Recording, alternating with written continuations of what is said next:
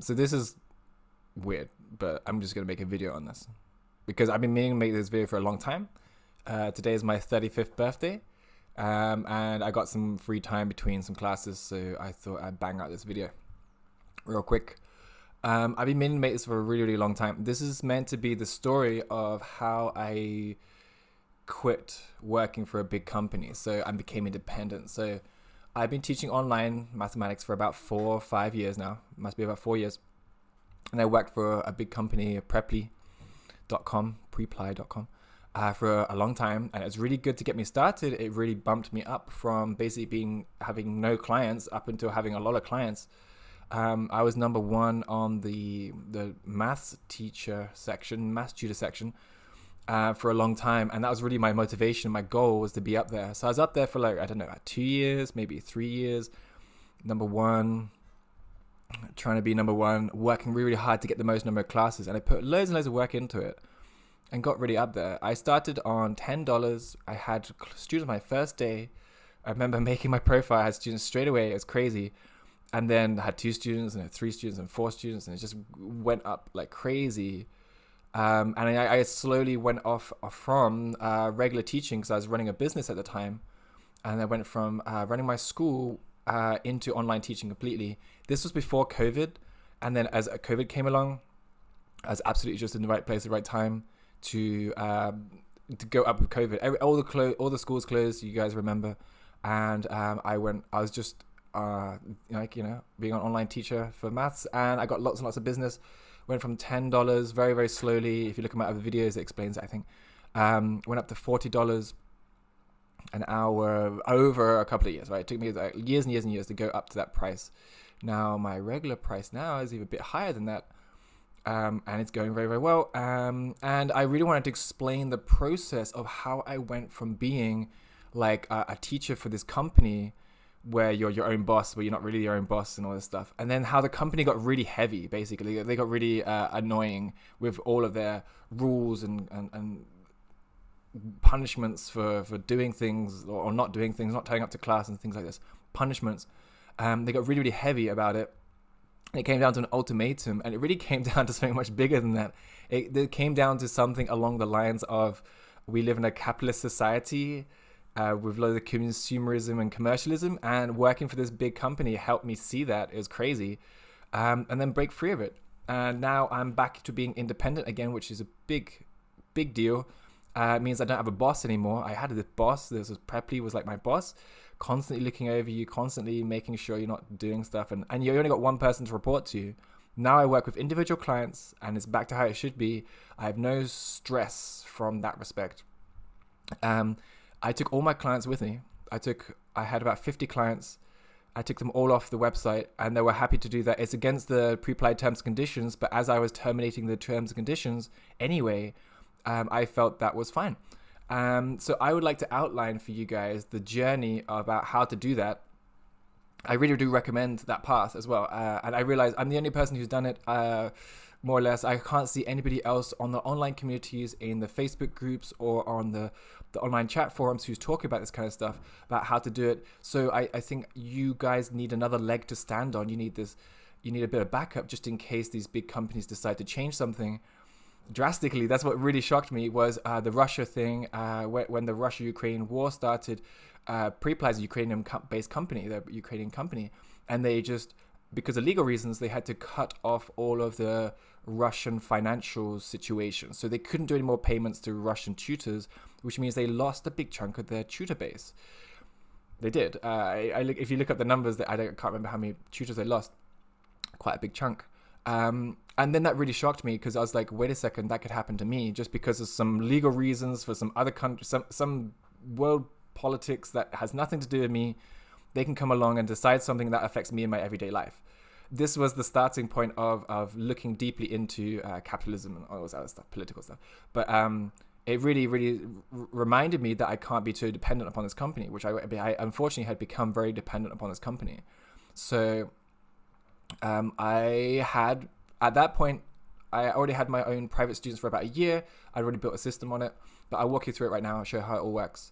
And then hopefully teach you how to do it. But yeah, I worked for this big company and then I became independent. I took all my clients. I used the big company to build my experience and to build up my client base. And then I got out of it and took all my clients with me. And that client base is allowing me to survive. I haven't seen a drop in work. As a math teacher, it might be different from an English teacher. So we have to talk about that. English teachers maybe have a higher turnover rate. The math teacher rate, for a math student rate is like once every 3 years. A student sticks around for a long time. So I don't really need a high turnover rate. I don't need an influx of new students, but I'll show you how to get an influx of new students as well. Okay. So I really recommend the route because like you put it all together and you end up being as independent. I see some big problems with the big websites for the future, and that's what I was really concerned about. I even wrote to the CEO and just generally everybody I could saying, hey guys, I'm really concerned about my future with your company, and they didn't say anything. They didn't care. So I got out of there. So I'll walk you through it. Okay, so one of the first things I did was to make a website.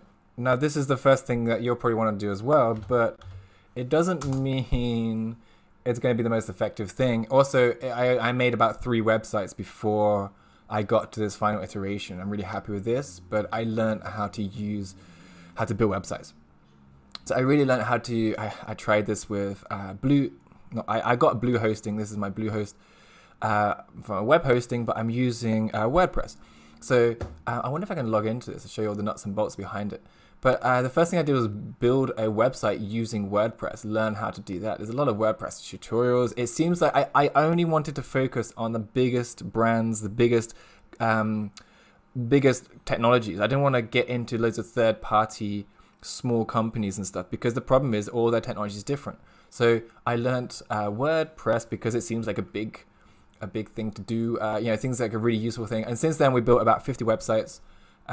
Just practicing really about how to build different ones, and it really taught us a lot about how to do it. So I built this website, like I said, this is the kind of thing that you guys are going to want to do because you want a landing page, something like, I don't know, on this get classes, it should say something about how my website works and like how you can get classes, how you contact me. I don't think it has a contact form on it. Oh, it does, a contact page. Okay, so you can drop me a message and stuff. This is the kind of basic stuff that you guys are going to be wanting. The actual functionality is a big thing, really big deal. The functionality is what I'm going to show you now about how this thing works. Because the 3 big things that a website like Preply does is it gives you a calendar, it gives you new students, and it also does the money. It also does all the financial side of things. So my website does all that. It does all these things. So I'm going to have to log in to show you how this all works. So let's try to click on student login. This is my login details. Probably blur that out so you can't copy my login details. Great. And then it gets me into the WordPress backend on it. WordPress is just like a word editor, basically. It doesn't actually do the nuts and bolts, but it makes things a lot easier. So I spent a long time learning this. I really spent about 3 years learning this. I didn't spend a lot of time doing it, but any time between my classes and stuff, I would be constantly updating the website, changing things. So I really want to show you how this works. I really want to show it from a student point of view. How my life works is I use, like I said, I use big technologies like Google. I don't want to use anything else because I don't want to learn all these other scheduling things. So my whole life, my daily grind is quite light today because it's my birthday, but there's a few other classes. I don't think even these classes can be valid. If we go back in time a little bit, I had a holiday, so all this time is pretty much time off. We go back to something like June, July, you can see these are my classes, right? Full on classes, but everything's run from Google Calendar. This is the cool thing. I went through a lot of iterations. This is the best. Everything's run from Google Calendar. So we have all my students are here, and if I want to change a class, you can literally just pick it up and drag it. Very easy to change a class. Let's see if we can schedule a new class in for today. It's just for a random student, right? Like a test student. So today's August 22nd. So say I'm going to have a class right now. You say you call me up right now and say, hey, let's have a class. I say, okay, no problem. I'll just drag this in, and then we'll add a student. If I can spell student as a class, and then I will add this to the calendar. Every single student has their own calendar, so I have to make up a new calendar for every single student, which is a lot of work, but this is how it works. It works really, really well. So if I pick a random student, let's see, I don't know, okay, and then we could save that, and that saves their class. Now, this is really important because the Google system, this Google, I don't know what you call it these days, those like environment thing, is really good because it's really connected. Like this Google Calendar is connected to another Google Calendar. So I can, my students can see what time their classes are. Like these are all the student calendars here on the side. But when my student logs into their Google Calendar, they can have Google Calendar or they just go to my website. The idea is to show on my website, on here, if I go back to my website, here on the website, when they log in, they can see all that stuff. They can see all of their calendars and stuff. Let's see if we can find one. So if I go into the back end, this is not what they see, but like that student I just booked, for example, Clint, is here. Oh, let's view this thing because I'm not viewing it. Let's see if we can view it. And let's see what they see when they log into their profile. They should see, oh, look, we got a student at 1 p.m. This is their local time. I put them in UK time. So this is what they see. You can change the layout of this. I'm going to change the layout a little bit. But the idea is that the student has a login, that they have a calendar so they can see what time the class is. This student finished a little while back. He was doing a lot of classes here. And it just really saves them from calling me up at 3 a.m. saying, do we have a class today? They can just check. So that's fine. It's really, really nice. Like I said, you can change the layout to make it look nicer and stuff. I can't remember how to do that. Can't be bothered. Agenda, maybe. I want to make it look more like the Preply one. There we go. That looks more like the Preply one. Except from it's showing no classes, which is weird. Because obviously we had some classes a second ago. Don't know what happened there. Whatever. At least it shows the classes, right? You can get your head around a calendar. You can totally change all this stuff. I just slung it together because I needed something quick. Then underneath that, I've got my available times. So if you want to book a class as well, today is August 22nd. I got some free time, which I actually put on my calendar manually. I got these buttons that are free. They're white. I can put more in there, but I have to do it all manually. Yes, there is a way that you don't have to do this. You can just have your working hours, which is what Preply does. It has working hours, available hours, and then students can see what time you're available automatically. If you have a class that blocks this, it blocks it out. And then if a student cancels, then that time slot becomes available. I wanted a bit more manual control of it because I didn't want to cancel the class and someone else jumps in there at last second or something like that. So I wanted more manual control. So I just gave myself breaks basically during the day. So even if a student cancels, I still have that time free and stuff like that.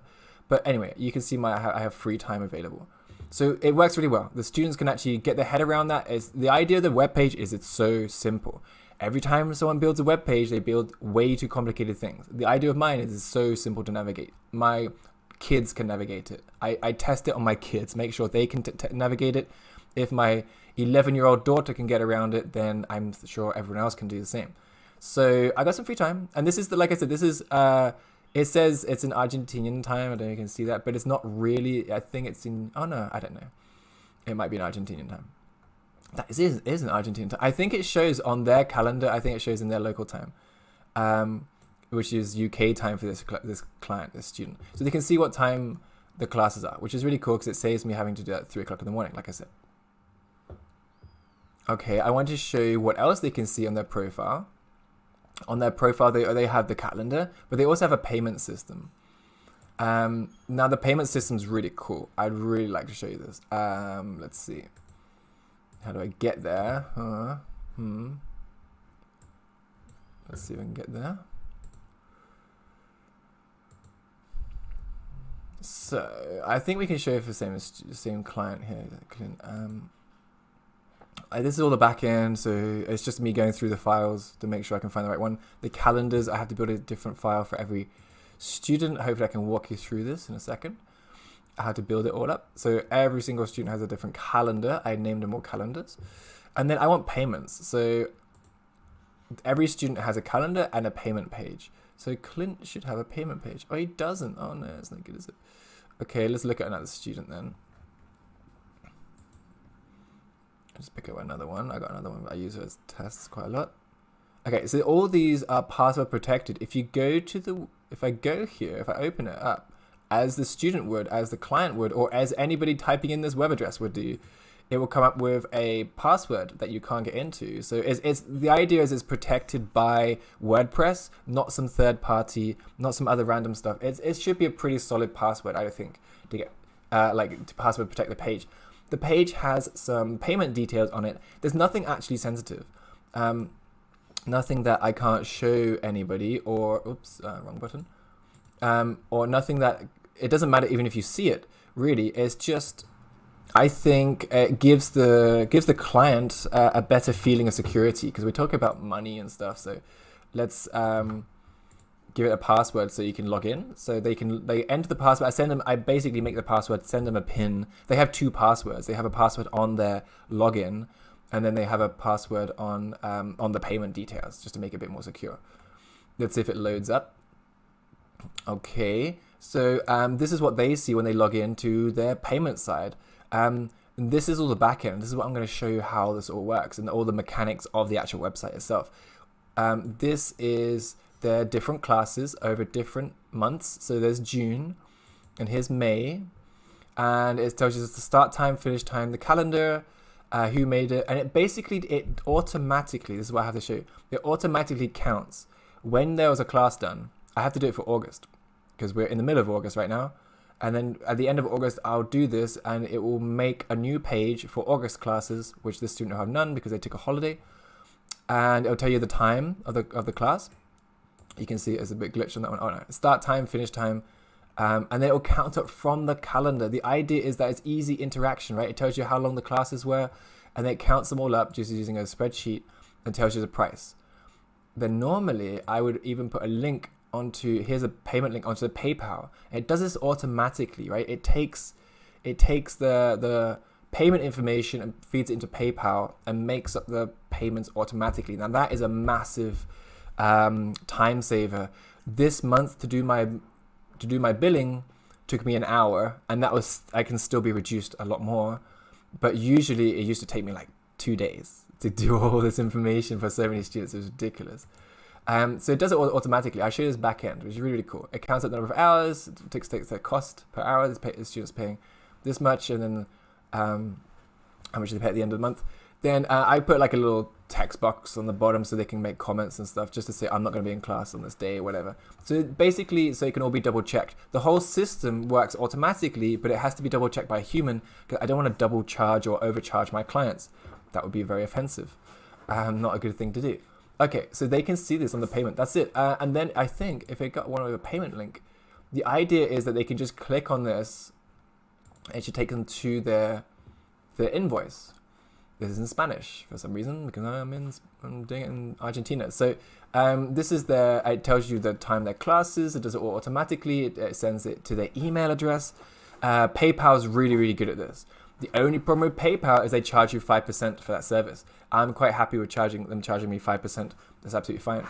There's not much to get around. There's no way to get around that 5% really. They do a very good job at what they do. So I'm very happy to pay that 5%. So this student's already paid the $400. That's fine. They paid this amount. But you can link it up there. So it makes it really easy. And they can see all past payments. They pay me at the end of the month. So I automatically counts up how many hours I've done. And then we make a bill, and the bill gets sent to their email address. And then I put another copy on here just in case they lose that link.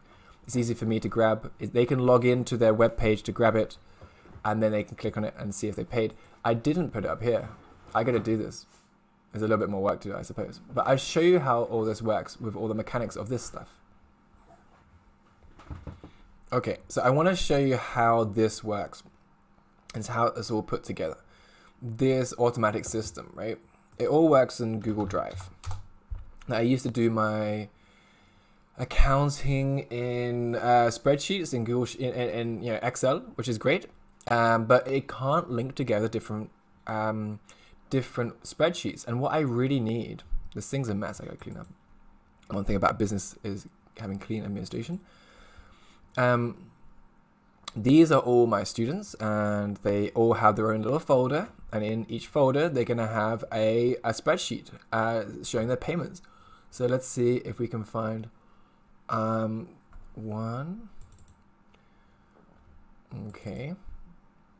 This is, I don't know if it's a good idea because here's this bit of a special case. This is a bit of a, not a generalized case. Let me show you the one we're just looking at, which is a more generalized case. Like it's more normal student. Yeah, this one. Oh, this is quite messy. I'm so sorry. Normally it has 2 folders in here, but I put a whole bunch of tests in here. Let's see if we can find the right one. I think it's going to be these. Again, business administration. Everything has to be clean. I should clean this up to show you. I haven't got time. So this is the back end. This is a Google spreadsheet that is, it actually has some special, some coding on it. How do you call that? Scripting, scripts to go and read off the calendar, how many classes we've done this month. So then I can make a new one for August, for example, and we could run it for August. I'm not going to do that. It's just to show you that, what I do actually, I go to My Time and click on Sync Calendar Events, and it does it automatically. It automatically count these up. Right, okay. And it should say start time, but again, I glitched it. Start, finish, calendar. So you can see the student, and it goes through the calendar, and it counts up if we had a class or not. Now, the benefit of this is that I can cancel a class right here, and then I can just run this script, and it will just count up how many classes we have done. Now, this saves me a whole bunch of time of verifying classes. I do not have to go through Skype, which I used to do, right? I used to go through Skype records and read, count up all the classes manually, and that takes forever. Having other ways of doing classes just sucks, and this is magic. This is like, it does it automatically. It's really, really nice. It's a lot less hassle. It just counts up the classes, and then you have to double check it. This is what I do as a human, is I go through this just making sure, yeah, we did actually have classes on these days.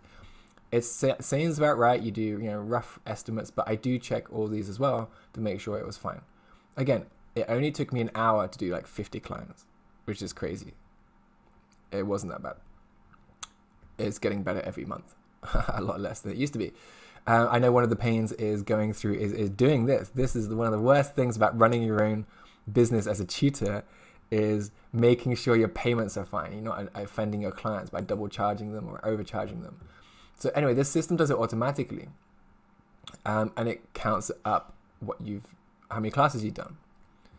It then, just like a simple bit of script on the end, it just adds it up and times it, and it works out how much you're charging each month.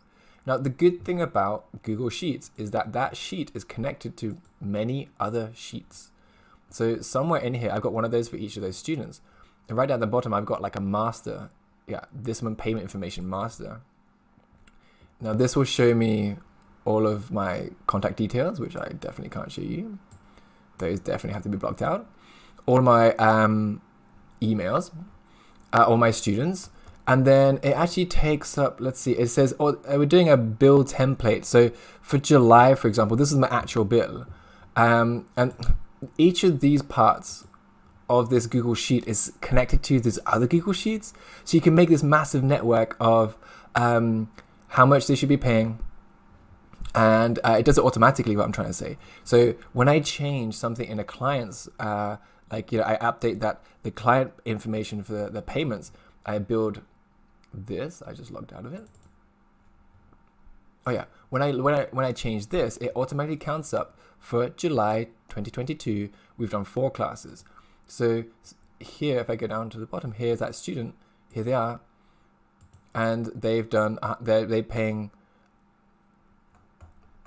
Let's have a look. Item amount. Yeah, I'm just setting that as the item amount, and they're gonna pay $127.5 because they had to pay $127.5. Okay. The reason why this is built this way is because I can download it as a document. I can upload it into PayPal, and it does automatic billing. It does batch billing, so it'll bill all these students at the same time. So I can bill like 38 students this month. Other months will be more, right? And then I just upload that into PayPal, and PayPal does that automatically. Let's see if I can show you PayPal. Let's see if I can show you PayPal, which will show you that billing. Obviously, I gotta hide all my login details and stuff from you guys.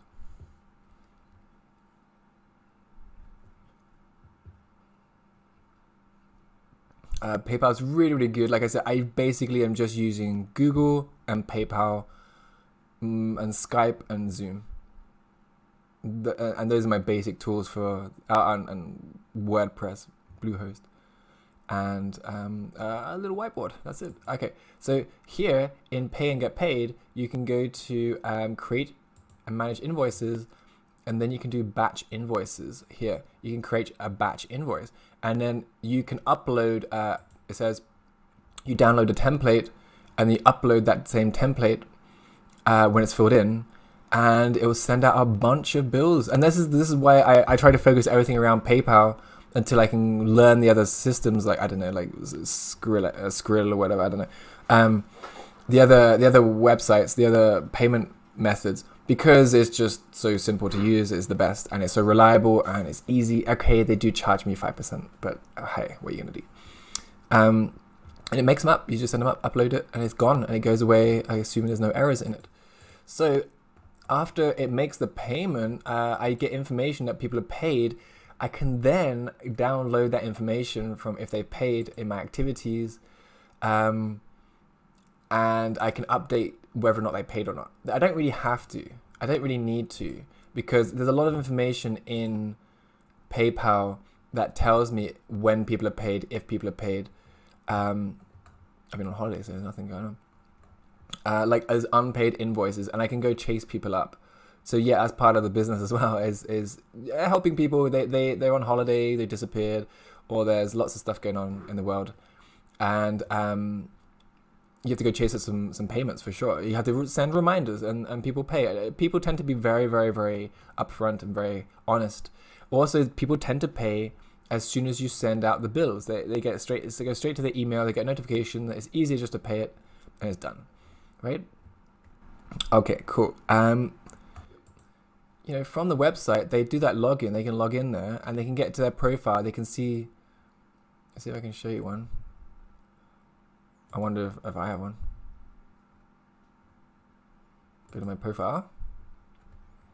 Oh, I got a calendar, a test calendar to show you. Oh, no, I do not have a test calendar. So they have a calendar and they have a payment link just literally here. And that's it. That's all I need. And then that's the only thing they use my website for is just for this, to check the times of their classes, to check what times I'm available, and then the payment details, which is just underneath this. I can show you one. I'm not going to, because I can't be bothered.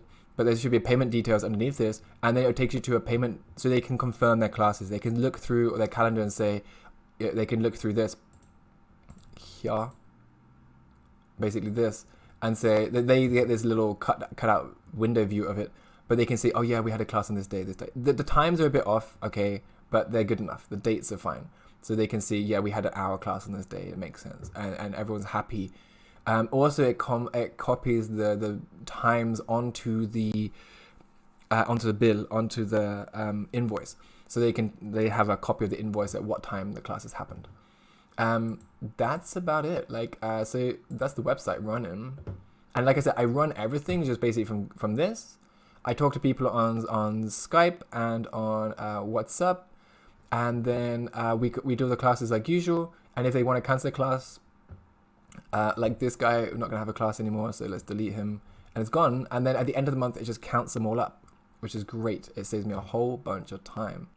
I really, really want to make some tutorials to go through each of those steps and how to program it all and how to make it all, to put it all together, because you can do that. It's all reasonably low cost or for free, and it's rock solid. Like Google Sheets is free. It's all linked to my website. The thing that costs money is the website. It costs me about $600 every 3 years or something for the hosting, but you get an infinite number of hosting, so you can make as many websites as you like. I can host other people's websites, which is what I'm doing right now. I'm happy to build your website and then host it on my hosting. You can always transfer it off onto your own later on. What else? What costs money is basically the hosting. You got to buy a web domain, which costs like $10 or something. It's not very expensive, and everything else is. Oh, and PayPal is 5%. So after that, that's as low as you can get the commission. I think is down to about 5%. It's as low as I can get it. So I'd like to show you how to build it all, because It took me a long time to put it all together. It's actually not that bad. I'll run you through a couple of them. And then I'd like to put it into a nice tutorial so you guys can follow it. Let me know what you think. If you want to know about it, give me some motivation, please, because otherwise I'm just going to go back into teaching. I'm building other websites and doing other stuff right now. But I've been meaning to do a video like this for such a long time because I see so many of you in the online tutor communities, and nobody knows how to put it all together. No one's putting it all together and showing you how to do it, and no one's got free tutorials on it, which is what I want to build. Just give me some kind of sign, something. I'll do it.